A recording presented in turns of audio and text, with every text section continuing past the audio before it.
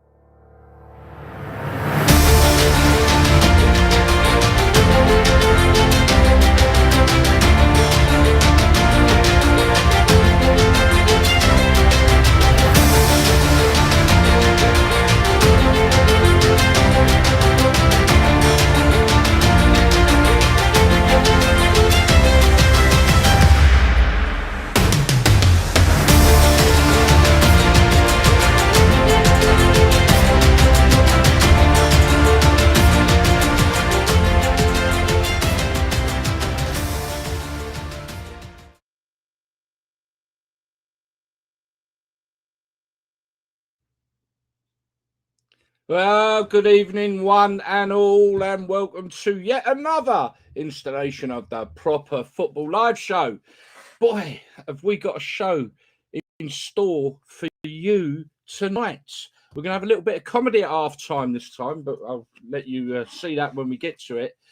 Obviously, we've got the regular team on, minus Simon, who's sitting in the back office feeling rather poorly tonight. He's, pushing out on us a little bit there, I would say. But he's going to be looking after things behind the scenes. But let's get on the team in the tunnel. Daniel is warming up. He's ready. He's raring. Here he comes. Good evening. How you doing, Gary? Good evening to you, sir. And how are you? And how's your week been? It's been good, mate. Yeah, been busy. Lots of stuff going on there. Still been busy at work. Watching a lot of football.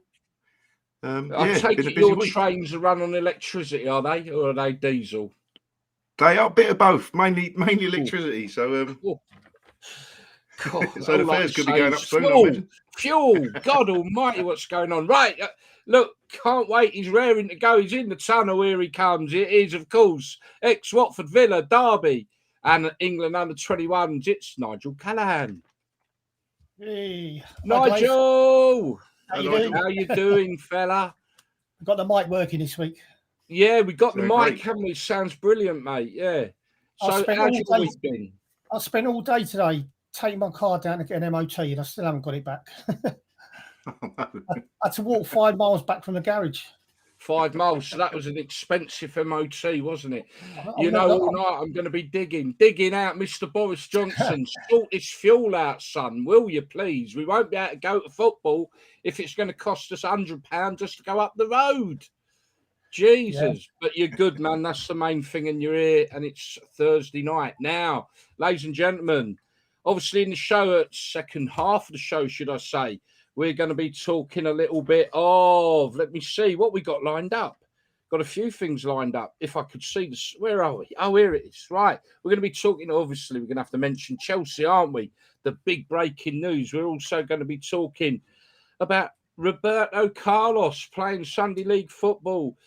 Mr. Pochettino, is he a fraud or is he the real thing? We're going to be talking about that. We're going to be doing a non-league roundup. Masters football is coming back. Way, that's what I say. And England and Ireland are going to get the Euros by default. And we've got, if people don't know, Dan, I'm going to say this now. The England C fixture, we're going to talk about this in the second half of the show. Now, for me, I don't think many people even realise there is an England C team, which is made up of non-league players. But we are going to have a little look at the lineup and the squad and have a little chat about that as well in the second half. But I don't think many people even realise. It's been going on donkey's years. I remember it from back in the day. And maybe, Nigel, you might know a bit more about that, but we'll cover it all off in the second half. Because, ladies and gentlemen, one and all, tonight, we've got for you, as our guest on our panel, the one, the only, it's Mr. Eddie Webber. Hey, you Eddie, right, Eddie. Ladies and gentlemen, Eddie. you must recognise him. The firm, the business, Essex Vendetta, Rise of a Foot Soldier, To Be Someone. My God, it's endless, the films you've been in, Eddie. Plus, you're an author. But how are you doing, my friend? That's the main all thing. right, Gary. Got a bit poxed off with all this politics that's going on at the moment and everything around everything. It's getting a little bit sort of silly now, isn't it? Yeah, it is, mate. Everything that's going on. You just I mean, mentioned the petrol and all that. Oh. I mean, Jesus. It's causing me no end of trouble, I must be honest. But hey, I suppose we shouldn't be political on our show. Yeah. Sorry, mate. Sometimes, mate. Trust me. Right. Can't help it at the minute, though, can you? It gets everything about it, isn't it? Really, it's everything's affected. But anyway, how are you doing, chap? It is, yeah, not good, mate. bad, not bad, mate. So look, I'm going to kick off. This is a football show. Now I know that you've followed Millwall in the day, and I also know, obviously, that many football supporters will know you from the iconic films like The Firm. Yeah, and we're going to talk a bit more about that. And obviously the business and so on and so forth. Some really iconic films. And so there is an infinity with you and football, whether you like it or not. Yeah, no, I know, yeah. You've obviously got a book out. We'll touch on that. And the other lads, no doubt, will want to throw a few questions at you. But what we'll do, we'll just kick off. Now, back in the day, you went and you used to go and watch Millwall, didn't you? I did, yeah, back in like late 60s. I stopped going regularly in about 1975, 76, when it all started getting a bit silly, really, with the violence and all the sort of craziness that was going on. But Yeah. completely different game back then, as you know, Gary. Yeah, Completely different game, mate. It was like what you was just saying now earlier on about the money side of it, and the money side of it was never there really in them days, you know. Yeah, oh yeah. Yeah, Nigel knows that very damn well, don't you, mate? Hardly a millionaire now. I think, what was it, your top wage, Nigel? 750 quid a week, a month. And that was at Villa? No, 750 a week, that was it, yeah. And that was at Aston Villa, wasn't it? I actually went, I played for Millwall for a little bit for the reserves under Mick McCarthy. Right. It was a time when I came back from working in Corfu, and I had a bit of timber on me. And Tom Wally lived in Watford. He was a youth team coach, so I was getting up about 7 o'clock, going around that one-way system out the training ground. Yeah, down the training ground. I'll tell you what, I played in reserve matches at Millwall, and it still scared me playing there. Why? It's just the fans are right on top of you, like, you know, and they play it as they see it. They don't hold back. Yeah. Whether you're playing at home or away, yeah. So, but I enjoyed it there. It was good. He's a good fella, Mick McCarthy, isn't he? He's meant to be a really, really good top bloke. Yeah, Mick used to go and stand on the terraces with all the dockers, and because we used to play most of the reserve games in the afternoon, so they let everybody in free. And Mick would be up in the terraces with all the hard boys. What year was that, Nigel? What year was that? This was when I finished at Villa, I decided I was going to have a little break from football, and I came back in October. I think it was about 1991. Yeah. And it was only Tom Wally, the fact that Tom was my youth team coach at Watford, and he said to me, "Look, you know, Callie needs to get fit. I think it'd be brilliant if he could train with the young uns, because Tom was taking the youth team, and they could learn off him." And Mick was really good. He said, "Look, get yourself fit, and I'll stick you in the reserves, and you know, we'll see where it goes from there." So I had about 4 or 5 months at Millwall. Really enjoyed it. Yeah. He's meant to be Not a really the meat pies though. You didn't enjoy the meat pies. No, but I was telling them. I remember going to one match where Ian Bolton left Watford to go and join Brentford, and his first match was against Millwall away. And I think Gary Roberts. Remember Gary Roberts? Yeah. I think he played for Millwall, didn't he? Was it? Yeah. I think it might not have been Gary. His surname was definitely Roberts, but he just left Millwall to go and play for Brentford. Of course, like this was his first match back at Millwall, and the fans are giving him so much grief. And they got a penalty, Brentford, and it was down the Millwall went. Roberts has stood up to take the penalty, and he scored. And the worst thing he could have done, I mean, the atmosphere was electric anyway. Before that, he got hold of his shirt and started kissing the badge, and that was it. That was Andy Roberts. Was it Andy Roberts? Was it? Then, yeah. All the cars were caved in after the match, and tires were flashed, the windscreens were broke. Yeah, friendly place. Yeah. So obviously Millwall's your team anyway, Eddie, and obviously you're from Bermondsey, aren't you? Yeah. You're Bermondsey lad, aren't you? Yeah. So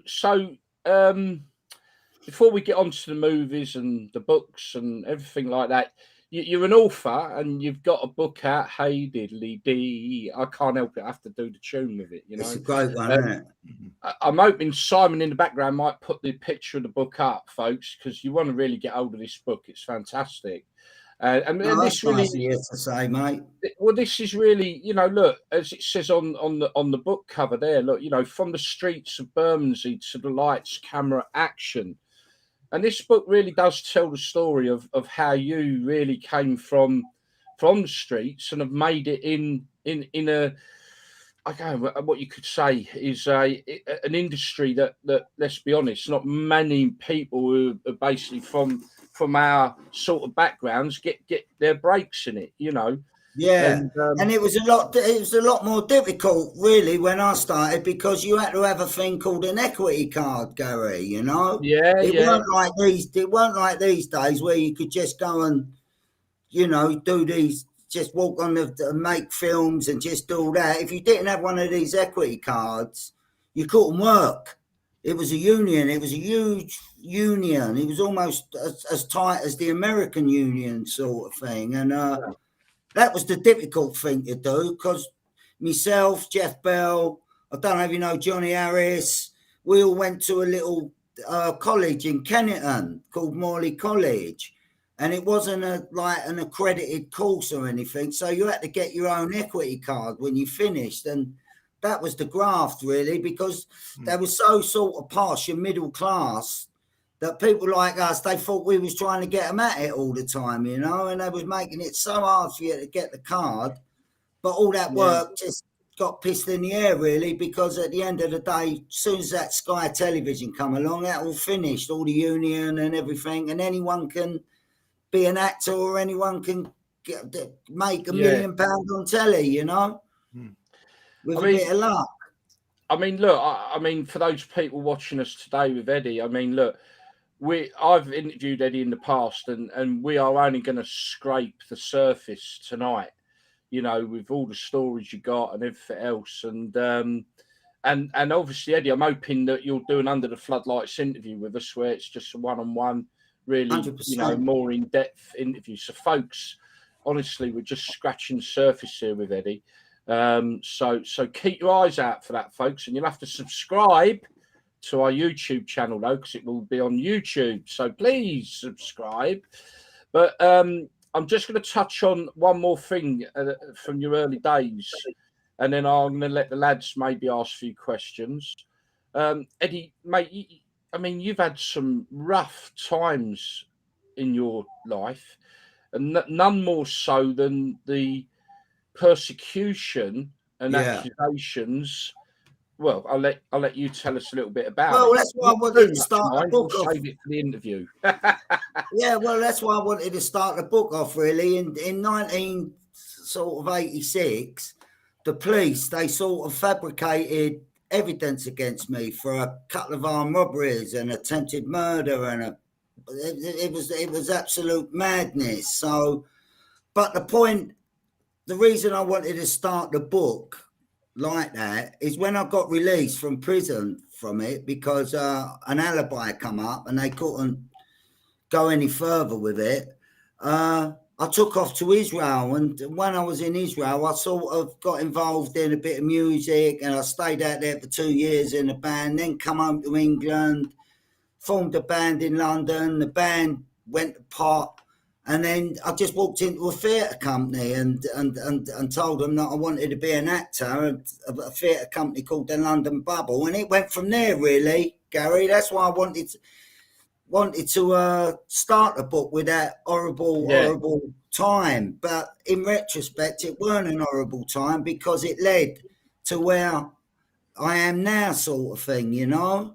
Yeah. But it was a bit of a shock, to say the least. I mean, that sort of experience. That's why I say. I mean, someone's just actually made a comment, and we just put it up on the screen that they read your book and said fantastic.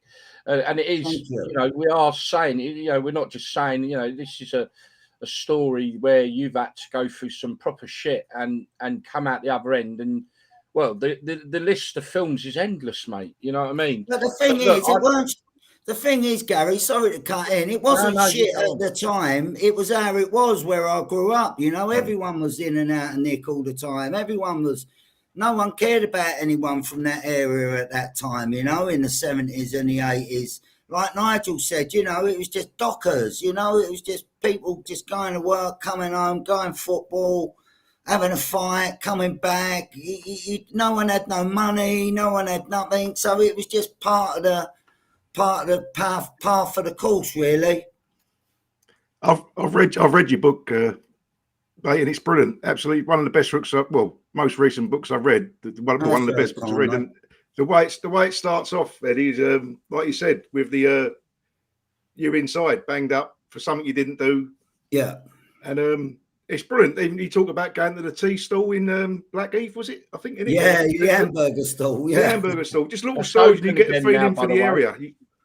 Everyone knows the hamburger stall in Blackheath, don't they?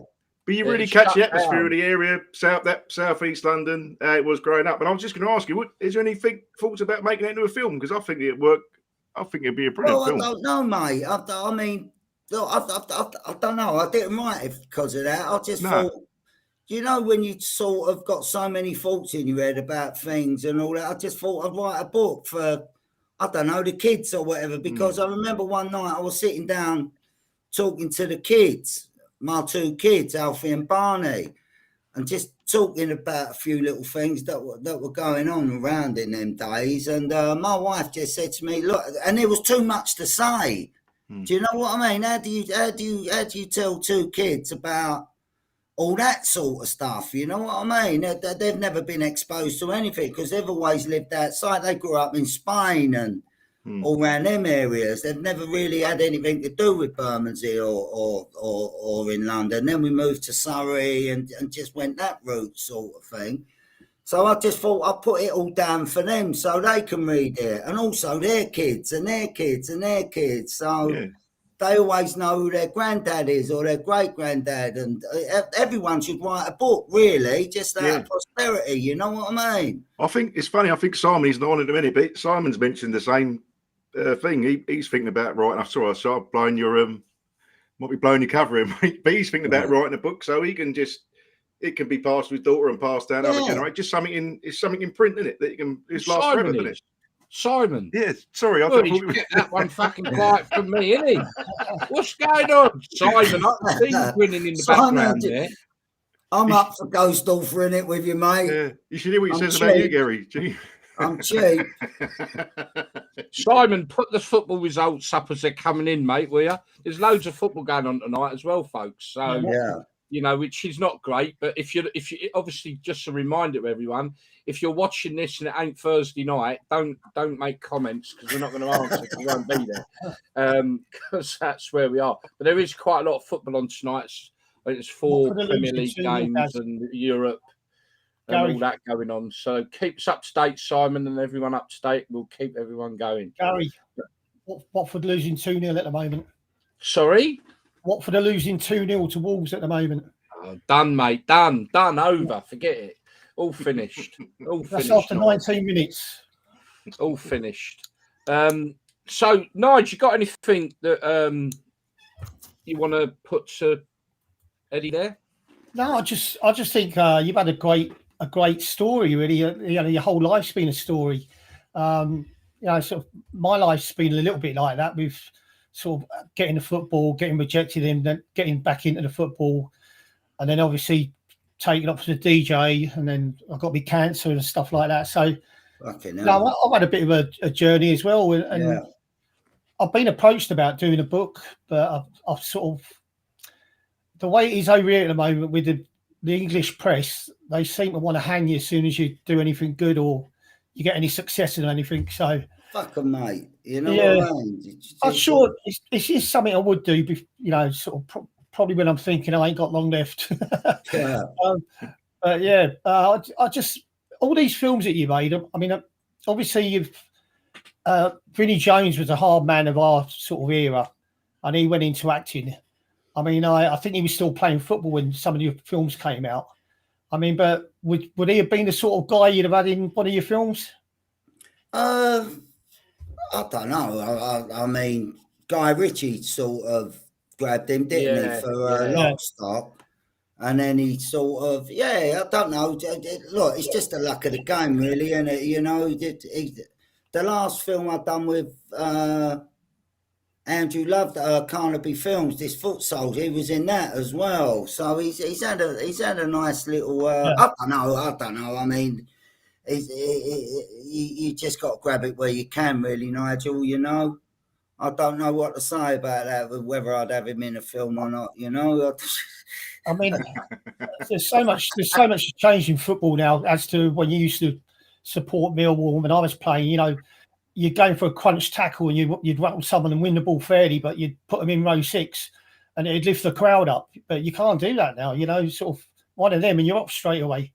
Well, I was talking to Gary the other day. I remember going to see Millwall play Middlesbrough in the 60s. I can't remember what.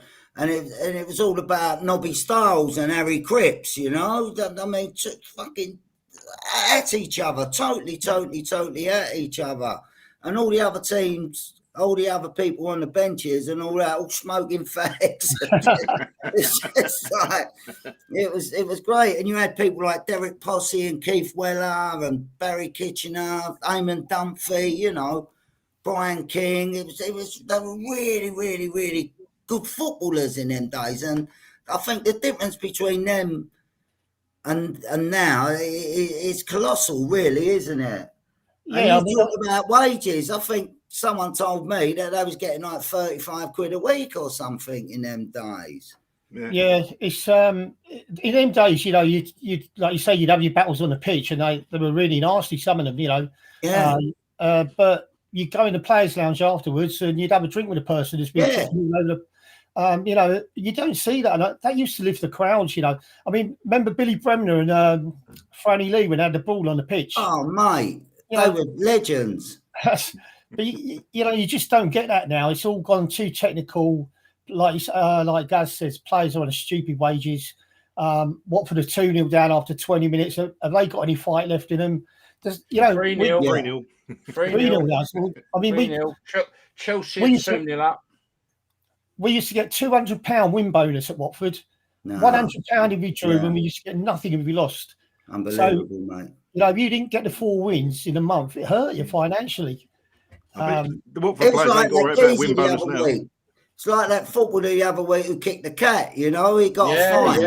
Yeah. What was his fine? Something like 180 grand or something, or 200 grand. It was like 2 weeks' wages. Mate, it was fined £250,000 for 2 weeks' wages. 2 weeks' wages, mate. Unbelievable. Don't start me off. Yeah, I know. Don't start me. I do it every week. I know, mate. I know. But, disgusting. But look, let's move on to a couple of movies and chat about them.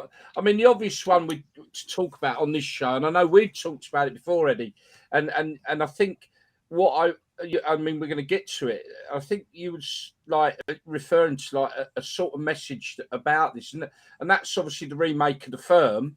Yeah. And you played the lad's dad in that film, didn't you? The builder. Bob, the dad. Bob the builder. Bob. Yeah, Bob the builder. But I mean, when we were talking about that movie, because it is quite an iconic movie, and I think you were saying that one of the points of the movie was to get over that. Look, not all these lads are knuckle dragging, downbeat, druggy, you know, from the Yeah. Yeah, they're not all cavemen. And I think that was a point I think the film was trying to get over a little bit, wasn't it? Well, I remember talking to Nick Love about it and about what we wanted that family to do, sort of thing. And what we tried to do was really turn the stereotype upside down, you know, where people think that these people that get involved in all this football, I don't even like to call it violence, really. You know what I mean? Just this aggression, I suppose, more than anything.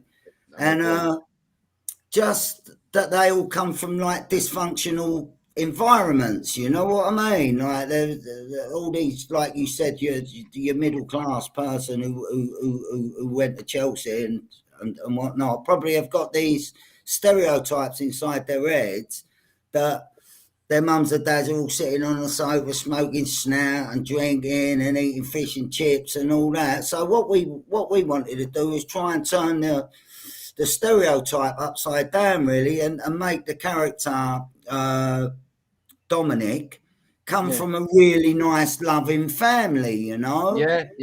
And it was just he's growing up, he's coming of age sort of thing, where he got a little bit impressed with Paul Anderson's sort of character and went that way with it. But the mum and dad were like, you know, they never brought him up to do that.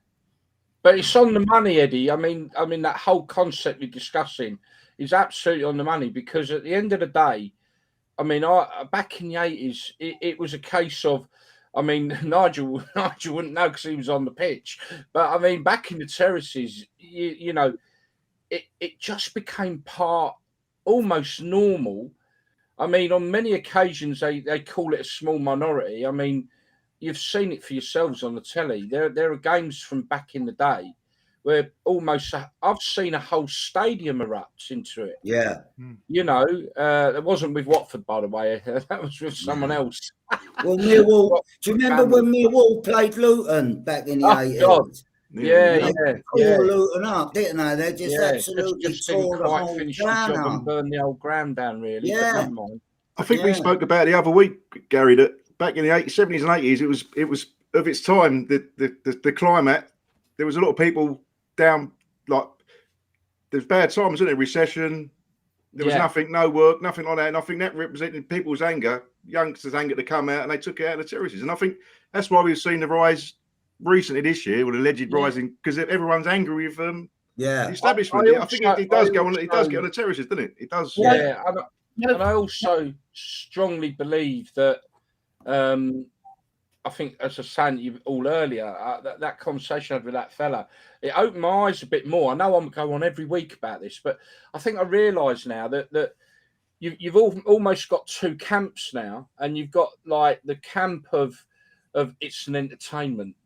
You know, you want the best of the best, so you've got to pay for it, and it's like going to watch Harry Potter down. It ain't for a lot of people. It's almost like a religion. Now we see what religion does to people. They're prepared to go and blow themselves up for religion. And football fan. Well, I will compare it a bit. Not with going and blowing. Well, I don't know though, because some of the things these lads do is beyond understanding. Military. Football's like a religion. Military. It's their life. It's their soul. It maps your life. I mean, my life has been dictated to around football, because that's been what I've done all my life. You know, everything. Here we are today, football. You know, you know, and I think people don't realise the depth of feeling, and you know, and I'll talk about, rather than the violent people, we'll talk about the get a bit overexcited and jump on the pitch. Maybe I know there's rights and wrongs and all that, and maybe some of the language that's used and the boisterousness. These people, it's fanatical, and until there's a better understanding of that, they'll never ever get to the bottom of it. Until they understand the day that for some people it is their heart, their soul, their life. And people might watch this thinking, what the fuck is he going on about? Yeah. Well, you need to be involved. You need to have been in them terraces to realise. Do you know what?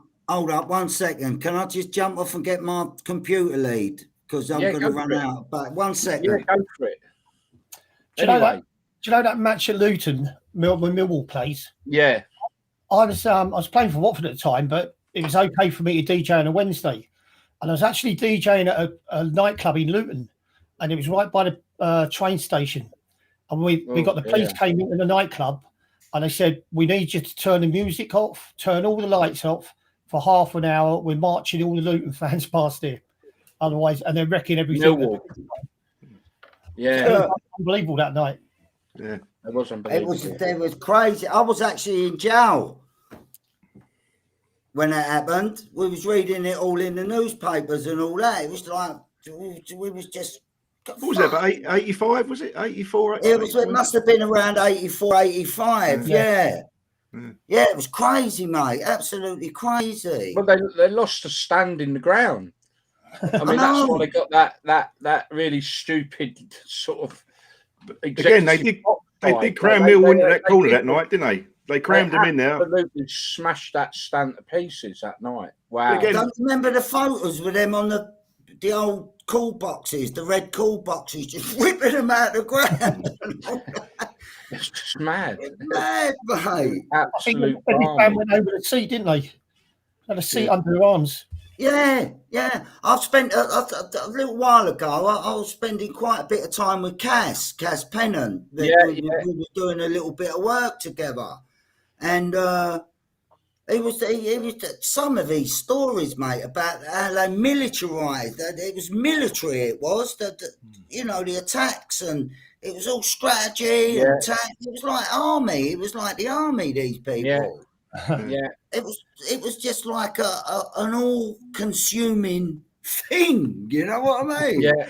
These little firms just having I think that's the difference between the Alan Clark version of the firm in the 80s. Yeah. And Nick Love's one. I mean, Nick was all about fashion. So obviously it's the casual sort of movement that happened around that time, you know, and clothes were very important, weren't they?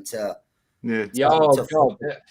Yeah, I mean, fashion was dictated from the terraces in them days, wasn't it? And from up north, really. I mean, people think it's all about London and all that, but it wasn't. It was Liverpool, wasn't it? And Manchester, when they were the only ones in Europe at that time, and they used to go to Milan and all that, and just thieve all the feeler gear and. Oh, exactly. Yeah, you'd look for your man standing there with his big head bag, and you'd know, right? Okay, what you got, fella? There's no way I could afford it in the shop. No way. Jesus. It's probably one of the biggest debates on the biggest debates with the football lads is where that casual scene started, though, because people say Liverpool, Manchester, others say London, but I think the consensus is no. You're right. I think there was no teams going to Europe from London, really, in them days, wasn't it? It was like in the 70s. It was Liverpool, I suppose, Arsenal. Yeah. I think Aberdeen lads used to come. Aberdeen were in Europe in them days. I think they had a bit of a recognition for coming back and wearing all the gear. Probably started in Scotland. Yeah, 100%, mate, 100%. People credit it all to London and all that because of West Ham and Millwall, but it definitely started up north. But I prefer the first Firm film. Everyone raves about it. It was good at its time, but I don't know. I prefer the new one. I just thought it was a bit silly. Some of the bits were a bit.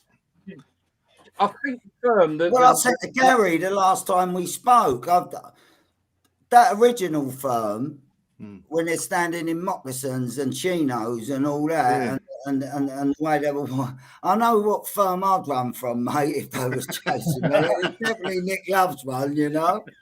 Yeah, I think he put it on the money. It was all about the clothes, and I think that got it so banged on. You know what I mean? Yeah. You know. It was all about the clothes. I mean, funny enough, when Michael was on, because he had quite a big part in that latest Rise of. I know you had a little part in that as well, and obviously, Michael, he had quite a big part at the beginning there. You know, in that film, and one of the criticisms, and he did agree, bless him, he didn't have to, but he did.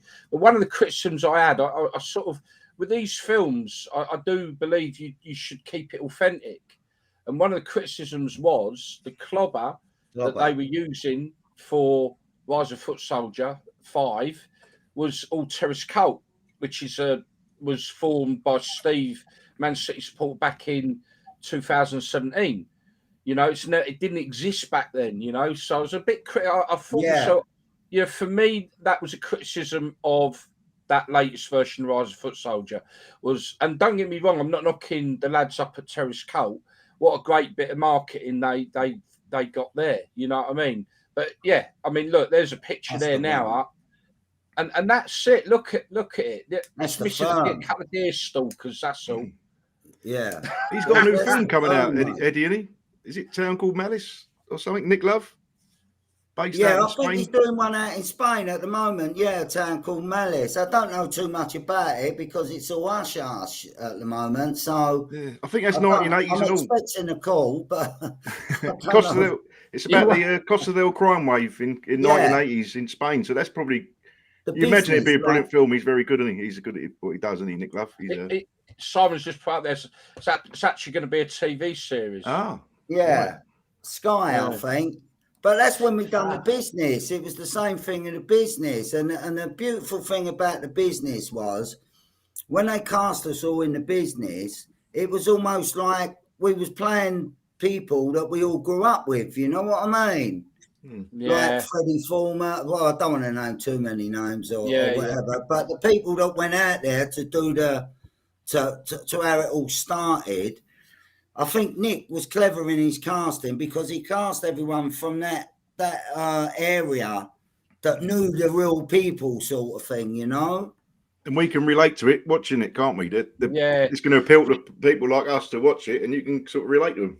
It's definitely a brilliant film in the business. I thought brilliant. I mean, gonna it's very difficult to do them sort of things. It's like you saying about the Foot Soldier. I mean, Craig, you know, is brilliant playing Pat Tate, you know, really, really brilliant. Roland doing his little things, sort of thing, Yeah. with the other guy he played. But I mean, it's very difficult to portray these sort of people if you don't know if you don't know these people, you know, if you're not around that scene, because it becomes like EastEnders.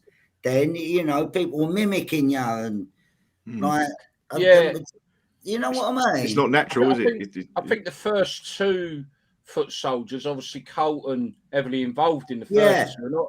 Obviously, I know there's falling out after that, but obviously Colton, there was that, I guess, brought some realism into it because it was about him anyway. So I guess the first two, from an actor's point of view, were possibly the easier ones to do because it was all about someone's life who was there on set and even took part in some of the scenes. And but after two, obviously the whys and why nots, but Colton obviously, you know, fell out with them, and there you are. It changed, and like you say, now very much these films are based on people that aren't there, and it must be quite difficult for the actors. It's all about getting a pound note, really, going at the end of the day. I mean, it's just, I mean, what we've learned over the last couple of years, that the British are fools, you know what I mean? The majority of British people are fools at the end of the day because they believe all that old bollocks that's been going on, and it's almost like these people that are spurting out the tosh is like, just say what you want because it'll be forgotten in another 2 weeks' time, and we'll go on to something else and go on to something else and go on to something else and go on. I mean, I lived in Spain for a while, and they haven't got the same sort of attitude as us over here. You know, we're very.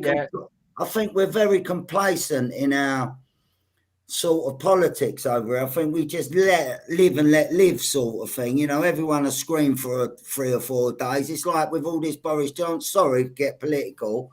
Oh, don't worry. I did warn everyone. But it's like these people, you know, when you're growing up, no matter everyone who's part of your life now, as soon as you find someone out who's a liar, you sort of ostracize them a little bit, you know. You go, oh, look, you swerve them really at the end of the day. But these people, that's a little series that we done on YouTube. I think I'm gonna try and get, because what I've done, I've got it in a movie script, this Power to the People, and I was thinking, why ain't it moved at the time when we were doing it, sort of thing? And then and then now over the last 2 years, I thought, oh look, I've got to rewrite this now. This has got to, you know, with what's happened in the last couple of years, it's just going to be absolutely perfect when you got that people like that Snake Johnson and all these sort of snake politicians just all floating around, all doing double deals. I mean, it was just mad, wasn't it? I mean, if people were saying like, "Oh, let's just give this geezer £14 million. He owns a pub and he's like married to his sister, sort of thing." And the British, and we're all like, "Oh, okay, yeah, you know." Do you remember Alan Bastard back in the day? That series, what was it called? The series was it? It was Rick Mel, wasn't it? Statesman, the new Statesman. Yeah, that was a brilliant. I worked with him, Rick. I've done a film with him, Rick. We've done a film called Omar Baya out in Spain. One of the most beautifulest fellas that you can ever imagine, mate. And how he was on telly was how he was outside of it. Was he? Absolute pothouse, mate. A big loss, wasn't he? He died far too young. What a big loss he was, you know. Yeah. I mean, the young ones, what a cult series that was back in the day. Groundbreaking. And brilliant. And I was so lucky because, I mean, this movie, it's a great little movie as well. It's got a great cast in it. A few of them are dead now, like Mike Reed, you know? Legend. Comedian. Mike Reed. Another old actor called Tom Bell. I don't know if you know of him, Tom Bell. Rick Male. Really good little cast in it. And I was fortunate enough that it's 4 little sections that happens in Marbella that all intersect later on in the movie, sort of thing. And my section was just with Rick, so I spent a lot of time with him, just sort of sitting on the beach, going on boats and all that, and he was just telling me how it all started, all this alternative comedy, you know. Yeah. He was the actual start of this. He was groundbreaking, wasn't he? He had this character called Kevin Turvey. That's right. Yeah. You remember Kevin Turvey? And that was the start of it, mate. It was just like, and the young ones, and I was just sitting there, just like, wow, you know what I mean? Alexi Sale was in them and all, wasn't he? The young ones. He was the Alexi Sale was the landlord, wasn't he? He used to pop in every now and again. Alexi Sale, yeah. And as I was sitting talking to him, I mean, I'm not really impressed by a lot of people, you know, in awe of them, sort of thing. You know, when you go to work, you go to work. It's like if you work in a factory or if you work on the trains, if you work, and then you're just working with these people. But I was quite in awe of him, really, Rick. And it was just, what a wonderful man. But he had this bad accident that messed his brain up. And he was so imbalanced, his brain. He couldn't have a drink. I won't go too into the sort of things he could do, sort of thing. But if he'd die, if he took a bit of alcohol, he'd die because he had this quad bike accident that he had created a complete chemical imbalance in his body. Fucking shame, mate. Shame. Well, look, the ref is looking at his watch. We're very close to half time now. So just, I've got to say this. I mean, The Business, what a film. What an iconic movie, and it must be absolutely amazing to have been part of that. What I will say, though, you know, if you look back in Hollywood, even, you got the Rat Pack, Then you had the Brat Pack, I think, didn't you? Yes. Mate, do you not think there's this Brit Pack group? There is. There is, isn't there? Yeah. And you're part of that, clearly. Yeah. But you've got what I'm calling the Brit Pack, which is your Craig Fabregas, Leo Gregory, Terry Stone, yourself, you know, and a few others. Yeah, there is a little firm, but they don't like working with us, really, a lot of people, because from where we all come from, we're all pretty truthful people, you know. And the one thing that sort of a lot of people, I suppose, in this industry, they profess to want to deal with the truth and all that, but sometimes you get a little bit, you know, certain people, they're a little bit stronger than the other people, sort of thing, you know, and I don't know. Do you think do you worry about getting typecast, or some of them other fellas where they can't do a role where they won't get approached for a role that's something completely different? No, not at all. I mean, a lot of people sort of like see me as doing these films, like these gangster films and things like that. But I've done more films that are not in that sort of genre than I have. I've only done 3 or 4 sort of thing, you know what I mean? I've worked with Ken Loach, Alan Bleasdale, Mike Lee, you know, really. But you make these films and they just connect so much with people that it just that's what you're associated. I mean, don't get me wrong, I love it, you know. It's all work, you know. It's work, isn't it? Yeah. They want to give me, you know what I mean? So the whistle's about to go, right? So what I'm saying to everyone watching this, whether you're watching it now or watching it through the course of next week, is look, we've touched on the surface with Eddie there, and Eddie will be doing a one-on-one under the floodlight interview, and watch out for it. So subscribe if you're liking what you're seeing tonight. Please help us out. Click on the old thumbs up button. Do that. That's and it. Share. One thing I'm going to finish off with, quite amusing. Obviously, you was in what I suppose, could you call it the remake of Quadrophenia? I don't know whether it's I wouldn't. It wasn't in the same league. I've got to be honest. Look, I'll tell you what, right?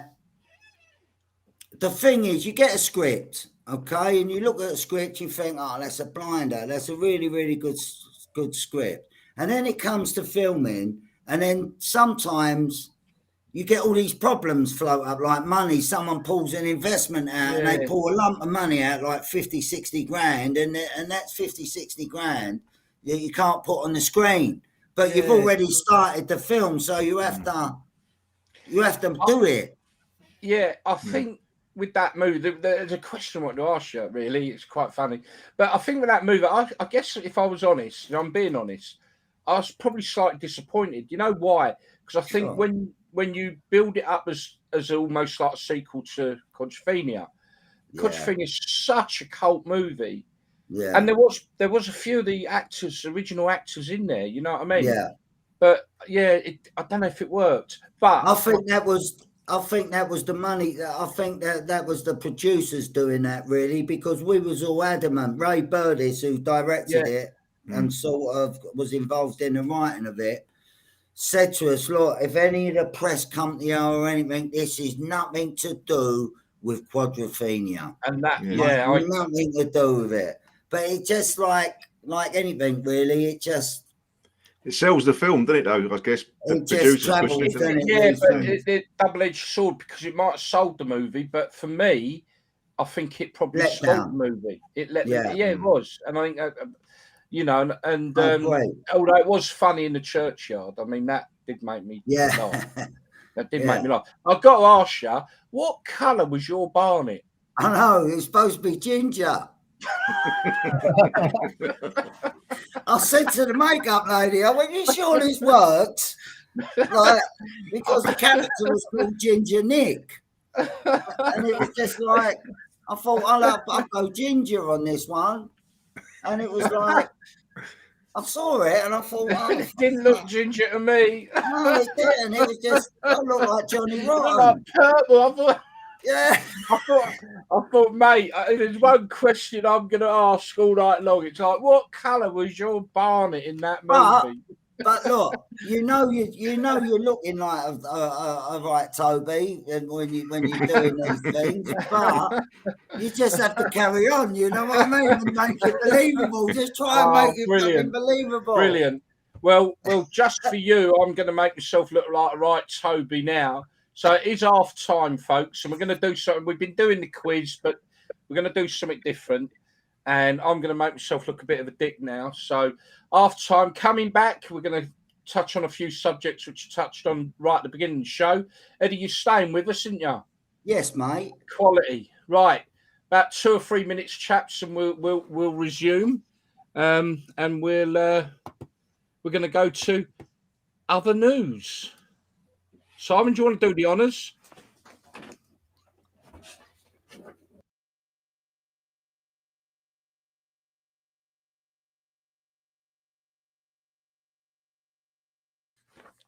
Good evening, folks. Yes, it's Gary Harris with hair. Told you I was going to make a dick of myself. Right, so this is going to be in other news. What have we got? Well, let's have a look at the worst tackle of the week. If I can find it. Where is it? Let's have a look. Here we go. What do you reckon? No way!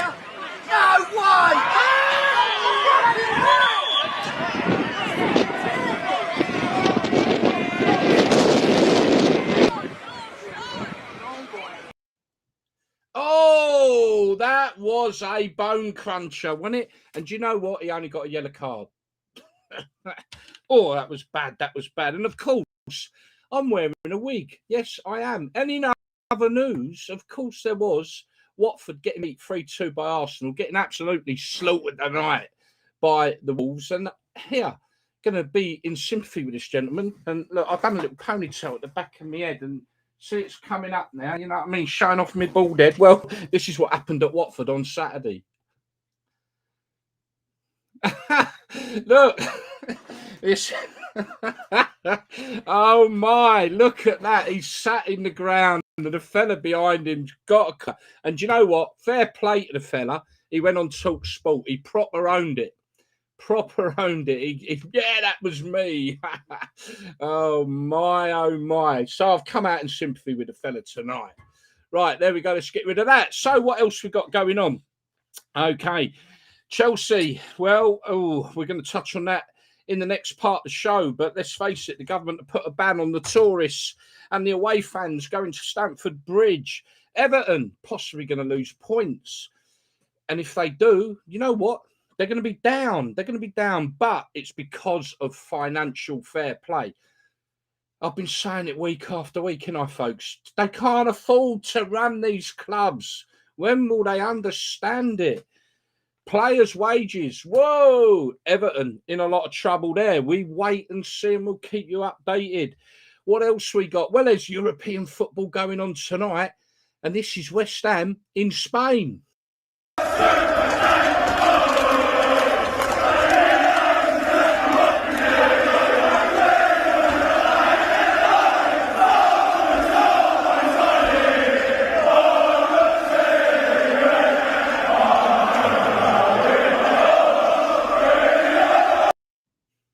You know what? Fair play to West Ham in Seville tonight. And I don't know if we've got any results coming through for that. Right, over to the bat and the ball. Yes, cricket. England, they're out in the West Indies. Do you know what? They started like they left off in the Ashes. A load of shite, you know. But Stokes come in and everyone else. And you know what? They ended up not too bad, all out for 311. The West Indies, though, definitely catching them up. I've not seen where they were since we started the show, but at the beginning of the show, they were on 300 for 7. So there you go. They pulled it back, but started as they left the Ashes. Absolute poo pants. Djokovic, he won't play in the USA. Not because I've heard he's unvaccinated. He's scared of needles. So he won't play in America, the first 2 series of the Masters.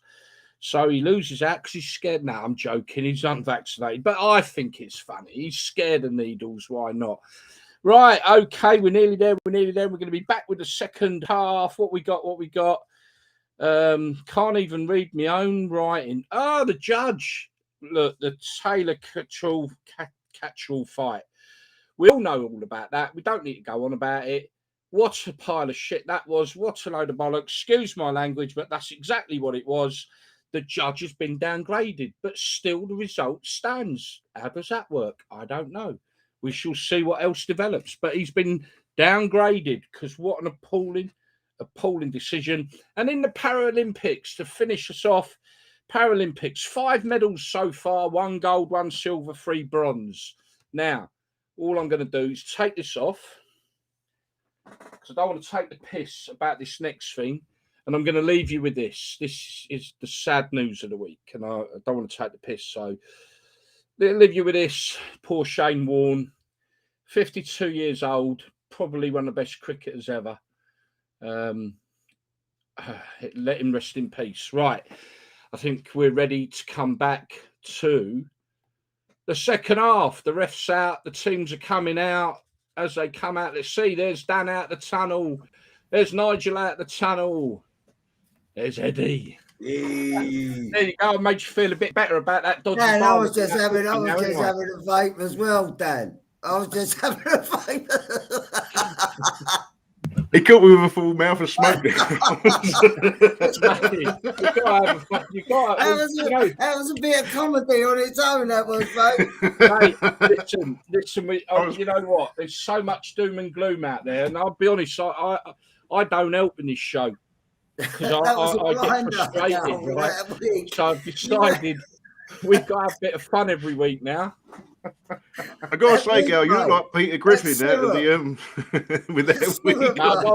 I've got a few other wigs to come, you know that. Look at Nigel, he's not amused, Nigel. You are. I can't. Anyway, I thought we'd bring a bit of fun into it. Okay, we're moving to. They're back in the next certain now. I'm laughing. But that's good because there's so much depression in this fucking world. Yeah. Sorry for my bad language. There we are. But yeah, what a shame about Shane Warne. 52 years old. You know, big loss to the world of sport. Okay, so obviously now we're in the second half of the show, and I think we've got no choice, chaps, but to start with Chelsea. Yep, what can you say? Massive news, isn't it, today? I mean, the one thing I'll quickly say, are they going to let away fans in or not? Not if they ain't got tickets. At the moment, I'm assuming they won't be allowed away fans. They can't sell no merchandise. They can't sell any tickets. They can't. I mean, it's crazy. It's crazy. Yeah. It's one of the maddest things I've seen in a long time. Well, last year was mad, but this is even madder. Yeah, that's Palace fans a few years ago that putting that sign up. But they were. Do you know what though? I mean, yes, at the moment with what Russians are doing, and there's been some real serious atrocities this way. I get all that, but do you know what? The dirty money in our game is fucking rife. It's everywhere. Yeah. There's dirty money everywhere. Well, someone got the Arabs as well, haven't you? You've got all them the Man City people. You got it's everywhere. I mean, every Premiership club. Well, not everyone, but the top sort of 4 or 5. There's a few of us ain't got no money, mate. No, I make you right. This could open a can of worms. I was chatting to a fella earlier on our Facebook page, and he said you got all this Chinese money going into the first division or the championship, which is called now. So there's loads of different money, and you don't know where it's all coming from. You've got the Saudis in at Newcastle. Exactly. I mean, it's just the hypocrisy is stunning. And then, the biggest thing is always Qatar World Cup. We've spoke about it before. Should never be there. Human rights issues and all that. I ain't going all woke and all that, but it's the hypocrisy. It's money, isn't it? All about money. Look, at the end of the day, right? If this sort of stuff that's been going on in the Ukraine and all that wasn't so highlighted, these Tories wouldn't give a monkeys. You know, they still take the money. Everyone will still take the money. It's only that this has highlighted something. You know what I mean? And they're like, we've got to do something about it. They don't want to do anything about it. You can guarantee it because they're getting absolute fortunes, these politicians and all that. The last thing they want to be doing is stopping all this. But where it's just took over, now they've got to do it. They ain't got no. You can imagine their face when they're making a phone call, going like, "This geezer's just give us fucking £2 million for our private coppers, and we've got to tell him his bank account's frozen and everything's frozen." You know? Yeah. They don't want to do it. They've all got their fingers in pies. I mean, even the football authorities. There's fingers in pies everywhere. Politicians, with all the big Russian companies, it's all you bang on, Eddie, bang on. It's all hypocrisy. I actually think I actually think that the sanctions, what's going on out there is shocking. If that goes without saying, but I think the sanctions are a little bit over the top in that respect. That they're going to hurt people who work at Chelsea. People are going to lose their jobs. People who work in the shop. There's a lot of people who are going to get affected. Same like the war. There's innocent people getting affected by the war. That's being played out by all the politicians and all the absolutely. I completely understand why they're doing it. Okay, fair enough. If this is the way, because they ain't got the bollocks to go and face the Russians, so they've got to do it this way. So at the end of the day, but the thing is like, you're right. You're absolutely right. There's a lot of British citizens who will suffer because of the work that they do at Chelsea. They'll suffer. The fans, I've already mentioned it. For a lot of Chelsea fans, it's a religion, it's their church. You know, that people not quite understanding how deep that can run. You know, at the end of the day, why can't they just say run the club and whatever money is made from here on in goes there and it sits there till we decide what we're going to do with it? Don't, you know what I mean? Run the club, carry on, but whatever money is made from this state goes into a government account that gets held, and then decisions on what happens to that money can happen at another date. But so who's running the club now? Do that. I mean, have the government taken over the running of the club? Who's running the?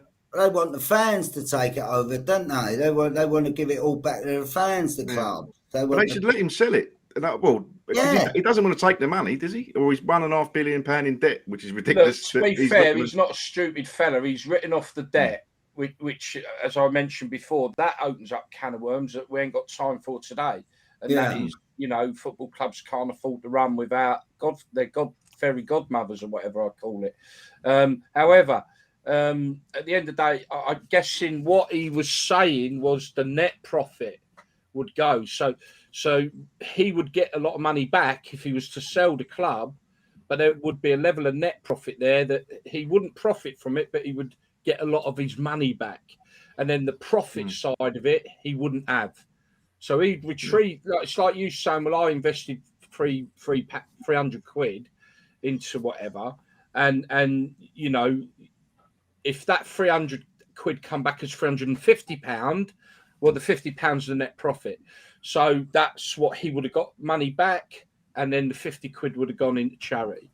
It's not even that though, mate. It's like with Nigel. I'd like to ask Nigel, back in the day, you know, what would have happened if football become politicised back in your time? I mean, it wasn't ever, politics never sort of reared its face in football, did it? No, I think the difference being back in our days, football was a football club. It wasn't a business. Yeah. There wasn't money involved in, was it? It was run as a football club. You know, there was no other interests other than football. But like now, as I said, like with all the big grounds, all the new grounds, there's people working in them grounds that don't even like football, don't support the club. It's a job to them, and the money side of things is just turned the game upside down. But I do believe they've got to find a solution to how people are going to go to these games, because it's going to affect the home fans, but also the away fans. You know, there's a lot of away fans. That's part of their year, going to away grounds, going to away matches. So I don't know how they're going to get around that. Really, you know, they're going to have to let them in free, but they can't let them in free not unless they've got a ticket, because you'll end up with, say, like Chelsea and West Ham fans in the same end. Yeah. And the local businesses again are going to suffer. They suffered with COVID, didn't they? Yeah. Must have run out. Apart from financial problems. But they've got 22 players out on loan, Chelsea. So they're all going to go back because they can't extend their loans. Yeah. They've got 5 players out of contract. They can't renegotiate new contracts. So because they can't sign players either, can they? So there's massive repercussions that will go on even after. Once they sort of with Roman Abramovich, this will affect Chelsea for a few years going on massively. So it will carry on. So I think something had to be done, but there should have been done another way. Maybe it will change in a few days because he's going to appeal it, and they're repealing, asking the sanctions to be slightly. But the one thing it will show is how strong the academy at Chelsea is, because they're going to have to start bringing some of these youngins through. They can't spend money on players. Nice, good. That might be a good thing. Yeah, it'll be good to see what sort of youngsters they got coming through, and that'll be a plus for the young lads. At least they're going to get a chance now, because you know, obviously, when you're at Chelsea and the big clubs, they need success, so they're buying players in all the time.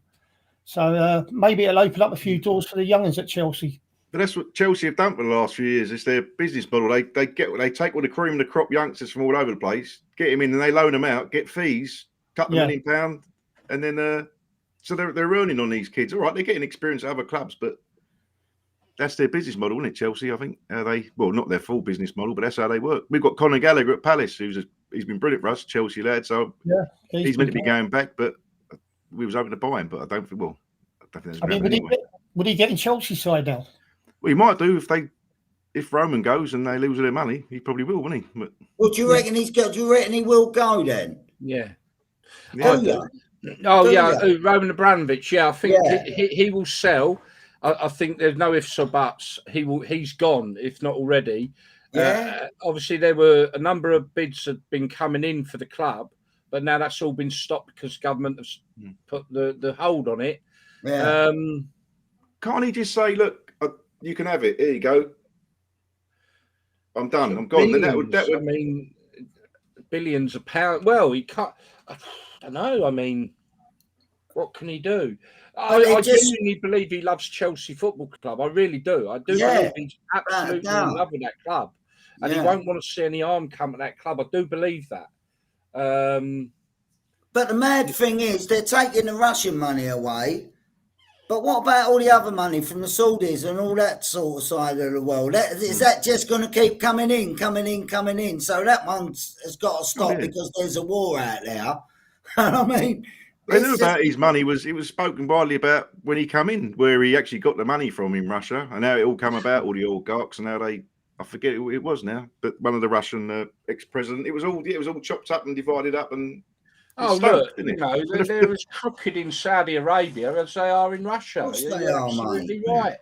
But we've said it before. But that's not an issue at the moment, I don't suppose. No. All the Arab money coming in, I don't suppose that's an issue at the moment. Well, Newcastle have just been bought out by state-owned Saudi Arabia, let's be honest. Well, no, that's what I'm saying. Yeah. It's only that there's a war in the Ukraine that they're stopping all the Russian money. So all the other money's coming in. Yeah. And that one's, I mean, it just don't make no sense. I think Gary Neville said it's like, what do he call it? Sport washing or football washing. It's just washing money. Yeah. Coming to our game and washing it. And and it's also a massive advertising campaign for these Saudi Arabia countries like that. And that's what I've said it before. But the Qatar World Cup, that's just a really expensive advertising campaign for their country. That's all it is. It's not about spreading the world of football. So when Russia held the World Cup, that was all about just them showing off Russia. And they shouldn't have got that. For what was going on, all the racism out there at the time. Of course it was. That's all backhanders anyway, like Gary just said. You know, that none of these people do anything for nothing. I mean, we've got the most corrupt. I mean, it's horrible to live now, mate. It's horrible to live with these governments now, mate. You just don't know what they're up to. They're just up to everything. But that FIFA, is it Fian? I can't remember pronounce his name. The bald-headed fella, Fiantano, the head of FIFA. Oh no! He took over from Sepp Blatter. But his idea of Russia still being able to play was if they could still play in the World Cup qualifiers as long as they did change the kit, called themselves something else, and didn't have anything Russian on them. And that's what he put forward, and he got slapped down. That just shows he's in their pockets. Even with the Olympics, mate. I mean, they got done for all they clearly were drugging all their athletes, and yet we still let them come and participate under the flag of the Russian Olympic Committee instead of Russia. Mate. I mean, look, you've got to separate. You've got to separate the sort of the political aspect of this war with what's going on in the football as well, really. I mean, you've got to, I don't know how much you've got to have a go at people. There's reasons why this war is going on, you know what I mean? And until you sort of start investigating these reasons, why the war is going on sort of thing, that should be a separate thing to that sort of thing. I'm not saying that it's right that sort of money's coming in from these sort of people because it's all lucky money anyway. But there's you've got to differentiate between the two things, I think, if that makes any sense. Yeah, it does. I think one of the reasons why it's not being differentiated at the moment with Chelsea is because the government is scared of public opinion on it. Correct, mate. Correct. And he all he's doing now, he'd do anything now, that snake, to get back into power again and get on people's good sides again. I mean, I've seen quite a few of your posts. You don't like him, do you? I can't stand him, mate. I think he's like that Omen. You know the Omen? Where they're waiting for that last one. In my eyes, mate, the geezer's an absolute snake. Right, well, look. Totally agree with that. Totally agree.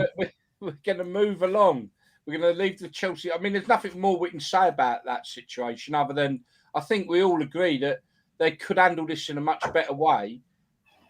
Even if it's like, right, whatever's earned from this day onwards goes into a government account where it will be held until all the decisions are made, so that the running of Chelsea Football Club and that club and all the people from around the world that are associated with the club, as well as the British people, are not affected. Why should they be affected?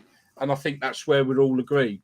I think what Nigel said was absolutely bang on, and that's the one good thing that can come out of all this. You know, we'll see all these players that are getting 180 grand a week and all that. Once they're not getting the 180 grand a week, how they're going to shape up. But what Nigel said, you know, this could be an opportunity for all these young people to start getting on the pitch now and showing themselves. You know. Yeah, absolutely. And it is could one be of a the catalyst moment, couldn't it, game. really? Yeah. See the wage bill come down. Yeah, I mean, the Germans are jumping on the fact that they're now coming over here, picking all our youth talent, taking it to Germany, because our clubs won't do it. They're buying the talent. They're not nurturing talent. They buy talent, just like they buy success. It's like the acting game. It's like the acting game as well. There's so many great new writers out there and really sort of great new creative people. But no one's taking a risk with them because they just want the safe bet all the time, you know. Use Ray Winston, use this. If you see all these programs being made, it's Stephen Graham, you know, he's in everything. Paul Anderson, you know, they're not taking any risk anymore. No. So maybe there could be a good thing coming, especially for Chelsea. There could be a good little thing coming out of it, really, with what Nigel said. And I think Nigel's absolutely 100% right. They're going to have to start bringing kids from the academies in. If the other players are not going to get their wages, they've got to. They've got no other choice, have they? No. Might see you in a number 10 shirt going, Chelsea. Me? Fuck me. Mate, I don't know if they got football tops big enough. Jesus Christ, man. They actually had to do that at Derby, you know, the Wayne Rooney situation he's in at Derby. They've had to bring a lot of youngsters in. Yeah. They've done really well this year. You know, if they hadn't been deducted to 21 points, they'd be mid-table probably. But they've had to blood young lads, and sort of some of the young lads have become men. And so, do you know what? Chelsea did it as well 2 seasons ago. They had a transfer embargo, didn't they? Yeah, they did. Frank brought in the young players, and they done well. And as soon as he got the money to spend, he lost his job. He went tits up, didn't it? So. Southgate done it as well, didn't he? Really, in a funny way, with England, he just brought these players in, didn't he? That come from absolutely nowhere, and they excelled. Yeah, because they're playing for their country, they're playing for their club, you know. Yeah, we are rapidly running out of time, gentlemen. Just to say, Seville 1, West Ham 0 is the final score. Oh no! And Rangers are 2-0 up against. One thing about me, Eddie, I don't think you're aware yet. I cannot pronounce names. I've heard you. I heard you with Leo and Craig. Yeah, I'm absolutely useless, Craig mate. Fabregas, I think. If you think I'm going to be able to pronounce who they play against, Rangers, you ain't got a chance. But I'll give it a go. Kravenia. Anyway. I love that girl. I think they're the old Red Star Belgrade. Just go with that. Red Star Belgrade. That's an easy one. Let's call it that instead of that. Simon, you should have just said Red Star Belgrade. Right, look, we are running out of time. We've got a few more I'd like to get through. Luckily, we'll keep them sweet, short and sweet. But let's Masters football coming back, gentlemen. Yeah, so it's the Masters. Now, Eddie, I don't know if you know what the Masters is. I don't. No, right. So it's 6-a-side football played with all your old heroes, like all the old players from the past. And it used to be a regular event every year, and it's been stopped quite a few years now. A quick question, Nigel. Did you ever play in the Masters? Yeah, I played a few times. I think once with Watford and Aston Villa, I think. They're good little tournaments. I mean, it's like a training session, really. You play loads of 5-a-sides in a training session. But yeah, it's good for the fans because Oh, They're it's only- really they're only- popular. Yeah, Yeah, they're only short games, and everybody goes hell for leather to get the goals, and yeah. there's no tactics. I've And it seen a gives them- couple talking about Chelsea. I see a couple with Johnny Bumstead and Trevor Aylock. You know, Yeah. Them Cool. Trevor old Aylock, ones. that's an old name. From Pop. yeah, Bumstead. Do you remember talking about Chelsea? Yeah. He's both Bermondsey people, Oh, well, both that's- out of Bermondsey, the two of them. Went to school with him, Johnny Bumstead. Good player. We was all alike when he was playing for Chelsea. We never knew anyone that done that. You know what I mean? It's like scoring goals as well. It was blinding. Right, we are running out of time. Simon, do me a favour. Eddie, what is your Instagram account? Because I want to direct people to your Instagram account. Oh, that's very good. It's Eddie.Weber. Right, Simon, stick that up on a At thing at the bottom of the Eddie.Weber. screen there. I meant to do Oh, that nice earlier, one, Eddie. mate. Sorry. I'll tell you But for yeah. why, though, Gal, why that's important, because we've just got a little script that we're up. I'll keep this short and sweet. Yeah. We've got a little script up and running, and that's where I'm going to start doing all the posting from that Instagram account. So it'd be Yeah, good. handy to get it up there, really. No, At definitely we'll put it Eddie.Weber, up there. Yeah, yeah. There it is up there now. Follow it. Yeah, good. Fantastic. Thank you for that. And so Masters is back in the summer up at Glasgow. I think it's Celtic, Rangers, Man United, Liverpool. So expect it to break out with lots of violence. No. Well, guys with canes and all. But no, I mean, yeah, I'm glad to see it back. Are you, Dan? Yeah, I am. Yeah, it's just a shame. It's just the 4 teams and all the big boys. Hopefully they're Hopefully, gonna expand that. it and get bigger. Yeah, I've no, got a feeling it's Tony remember the old, Woodcock has been heavily involved in the right. getting it back online, isn't he? The ex-Forest player, England. I remember the old evening fat standard 5-a-sides. I think it was called a few years ago. I think that's the only thing Palace have ever won. Yeah, all the London clubs. Yeah. Yeah. Nigel, what about you? You think it's a good idea having it back? Yeah, I'm up for any ideas to get the entertainment back into football. Like I said, I think it's a good night out. The games don't last too long. You know, you're not waiting for 50 minutes for a goal. And it's Could good. you still play now, Nigel? Could you? Could you have a game now? Oh, I haven't kicked a ball for about 15 years. Oh yeah. Too many arthritis problems. But yeah, listen, everybody loves football. They love watching it, whether it's 5-a-side, whether it's 11-a-side, whether it's a non-league, or it's Premier League. There's football supporters everywhere. Yeah, and it's great to see the old players, isn't it? I think it's just nice to rekindle memories, isn't it? Did you ever play I think the players will enjoy it.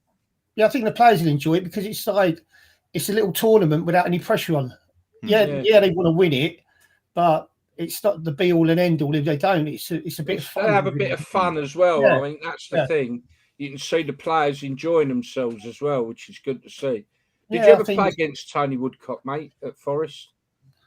Tony Woodcock, I think. I'm pretty sure I did. Yeah. Was he? I'm sure you did, mate. He was playing at Forest when I've been up there when you were playing. So did he go Arsenal? Side with Steve Hodge? Huh? Was he in the same side as Steve Hodge? Might have been a little bit before. Was it? He would have been early 80s. He played for England. Anyway, I shouldn't have asked that question. Time is short, so I'm going to quickly move along because, again, I think we're going to miss our non-league roundup out. So England and Ireland look like they're going to get the Euros in 2028 on default. One being that the two other countries that were bidding on the Euros was Russia and Turkey have pulled out. So England are the only side in for the Euros. So it looks by default that the country will be holding the Euro. Well, it won't just be us. Ireland it's going to be a shared one. So Ireland will have some games out there as well. So it's England and Ireland are going to be holding the Euros. So good. When's that? 38? Is it 38, girl? 2038, did you say? Is it in 2038? No, 28. Fuck me, I won't be alive. No, I'm going to say, no, I won't be around. Listen, guys, before you go on, I've got to leave you now. So no, all right, Nigel. So Eddie, thanks for that, mate. We'll catch up. Yeah, cheers, Eddie. It's been a pleasure meeting, mate. And you, Nigel. Thank you, mate. Good luck with everything, brother. Yeah, hopefully we'll catch you on here again soon. Get that book done, mate. Yeah, I will do. Definitely. Get that book done. I'll have a go at it. Good luck anyway. See you Cheers, later. Nigel. Tell him, Cheers. Thanks, mate. Nigel. I'll catch up with you in the week. Yeah, he's a great fella, Nigel, because he had a really bad cancer scare, you know. Yeah, he was saying, really yeah. bad. Yeah, and he was one of the things he was saying on one of the previous shows was one of the worst things about it is this every 6 months having to go for your checkup to see if it's. And he said, you know, yeah. but mate, he was one of my idols when I was younger watching Watford. Yeah, yeah. You know, Yeah. Christ, great little player. Yeah. Right, okay, so we've done Masters football. Quick one for you, Dan, because I don't think you'd be interested in this one, Eddie. I don't know, you might, but Pochettino, fucking mere names, mate. Pochettino. I mean, Man United are breathing down for this guy to come to him. Is he a fraud or is he the real thing? I think he's he hasn't pulled up any trees at PSG, which is like the what's he done? richest team in the world. He got Tottenham to the Champions League final, but I remember him. His in-game management is pony. He can't. I think Tottenham fans loved him because of what he done. But I remember a couple of games he just got out managed by the other manager. He just looked. He's actually never won nothing as a manager, has he? No, I think he won the French Cup in his first season, but that's. Oh, what with PSG? PSG, but yeah, I don't think he's a be-all end-all, and that proved it last night. Really, didn't change the game in play. I think. I don't know. I think Man United should aim a bit higher. I don't know. I could be wrong. I did say at half time about the England C fixture. I wish we'd have got it in before Nigel had gone. So the England C fixture is an England team which have been knocking around donkey's years. That's made up. You have to play in the non-league, so it's made up predominantly. And I think we've got the squad line up there. I mean, it's all National League clubs that are on the squad's pick from. And they're playing Wales at Carmarthen Town at the end of the month. And now Scott Loach, he's ex-Watford. Is he? It was formed in '79. This England C team. So it was called was it called semi-pro? I think it was called the semi-pro England C. But now all of them players are professional on that list. Non-league players are professional. So a few people are saying, well, it's lost its thing. It is a really weird thing, as you can see. You know, players from Wrexham, Stockport, Chesterfield.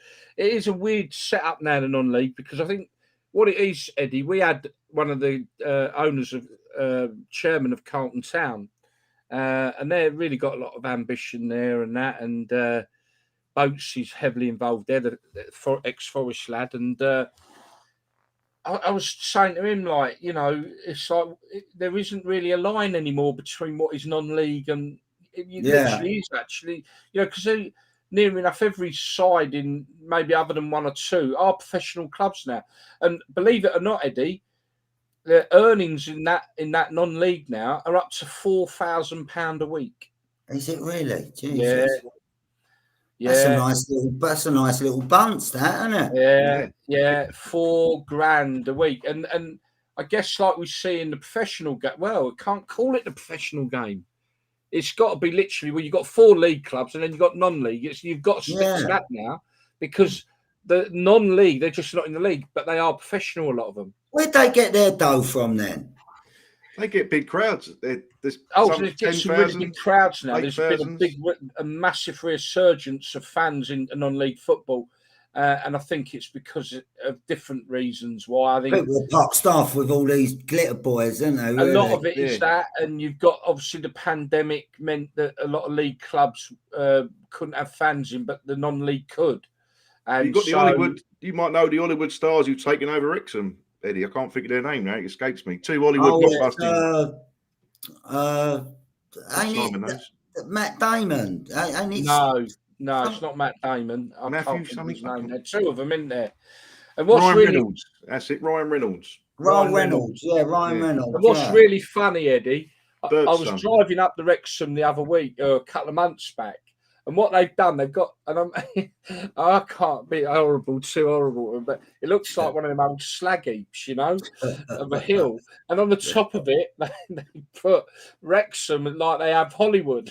It's like you look around, you think, this don't work. But it's quite. Hartlepool. Yeah, there is a lot of money.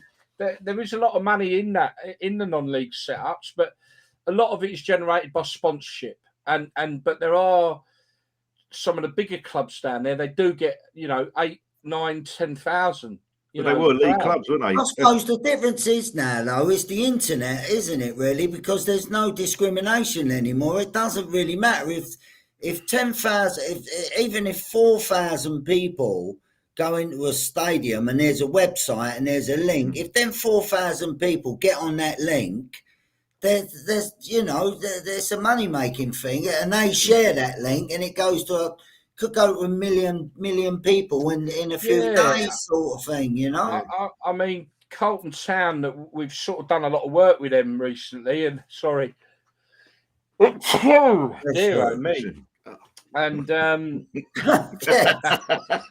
whoa, and we've done a lot of work with them recently, and amazing work that people are putting in voluntary. The amount of volunteers that go to these clubs and everything else. And they raise a lot of money through doing they do a 100 club. It started as a 100 club, and that's £10 a month. They do it. It's now gone up to a 150 club. So they get a degree of money out of that, and obviously the part of the money goes to the prizes. Yeah. So they get a lot of that. Cass, funny enough, you're saying about Cass. Cass is quite a regular visitor there now. He's up there this week. At Colton as a special guest, and I'll do an interview with him and all that. They get. You're doing an interview with him.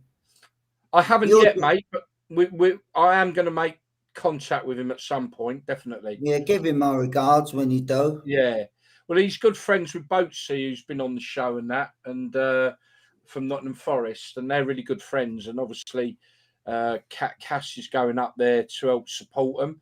So that's what they do. A lot of these clubs, and.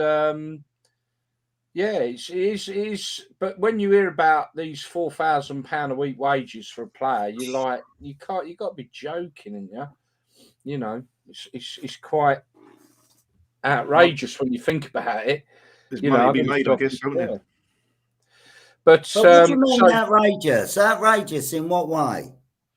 Just outrageous in how they've been able to generate that amount of money. When you think a squad, all right, I know not everyone in a squad would be on the same money, know, but if you imagine you've got a squad of 25 players, plus you've got an upkeep of the ground, all the staff involved in, they haven't got all the TV money, the Premier League hog all that. That pyramid is starved. And I find it's just. I find it really difficult to understand how they do it. Like you were saying, how do they do that? But I think they're taking a gamble, aren't they? A lot of clubs, you see it in the Championship, trying to get in the Premiership. Clubs take a gamble and they overspend and then go tits up and lose all the money. So it's probably the same in non-league. They get up to the... I think you'll find with the clubs that are spending that sort of money, like with the Premier League, they've got a sugar daddy somewhere. Yeah, it's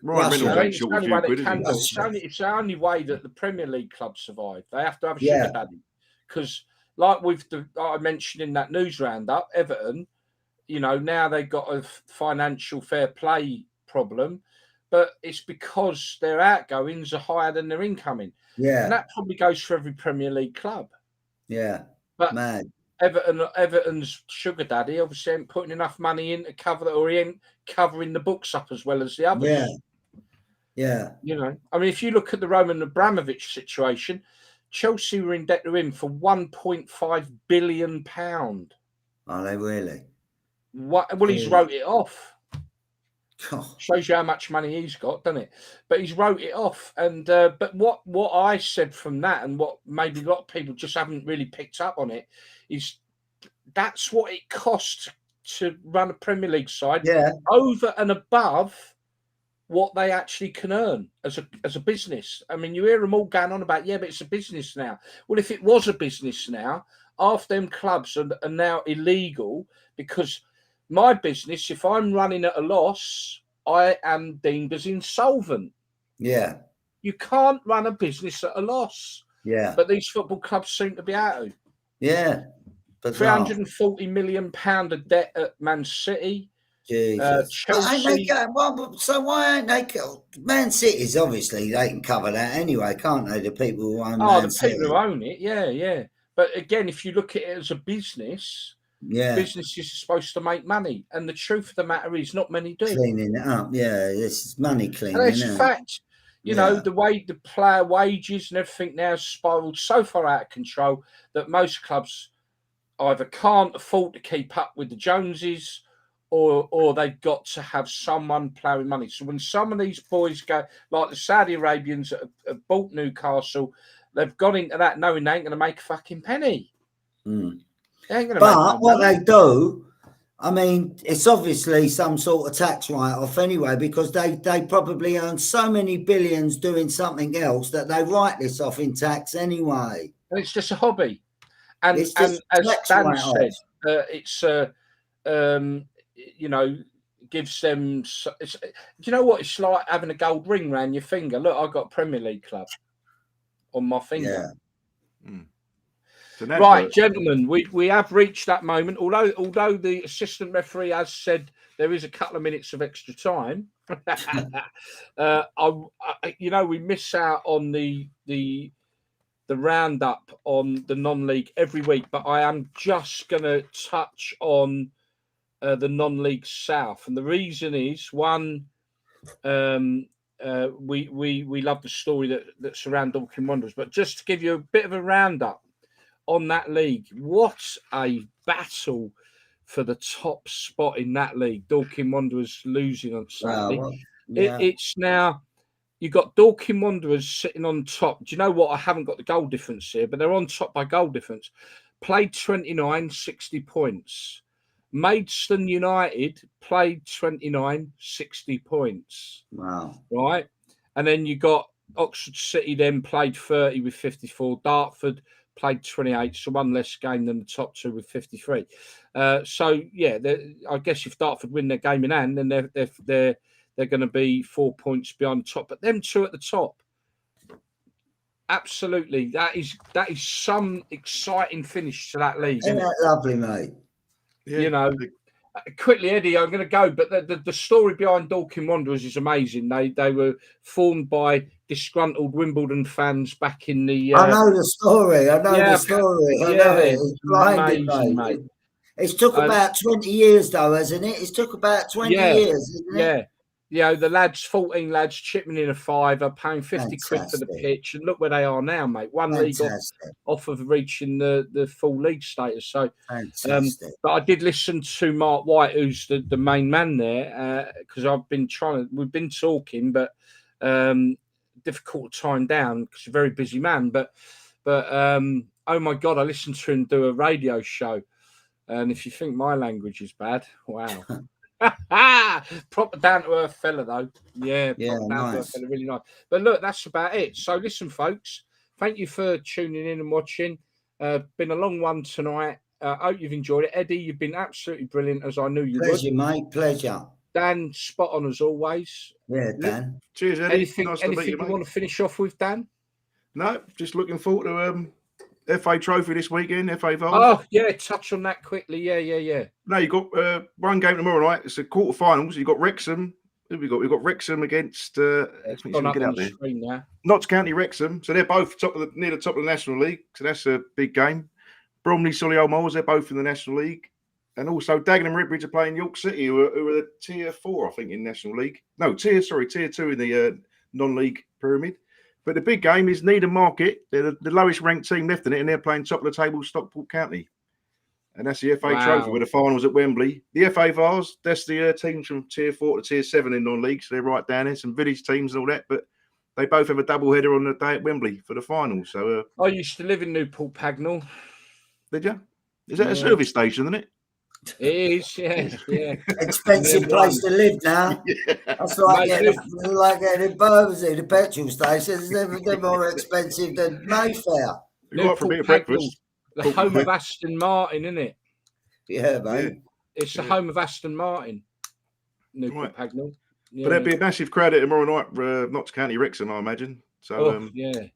Well, look, that's it. We've gone over a little bit, folks. Thank you for watching. Like I said, please subscribe to our YouTube channel because We've got some cracking interviews coming up on Under the Floodlights, and obviously one of them being with your good self, Eddie. Be a pleasure, mate. And I look forward to that. So brilliant. And yeah, catch us all next week, folks. As we always say, be safe and have a lovely week. And we'll see you all next Thursday. Until then, gentlemen, it's good night from me.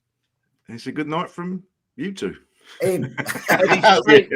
Eddie, stay on. Don't come off yet. Stay on. Let me just finish this off.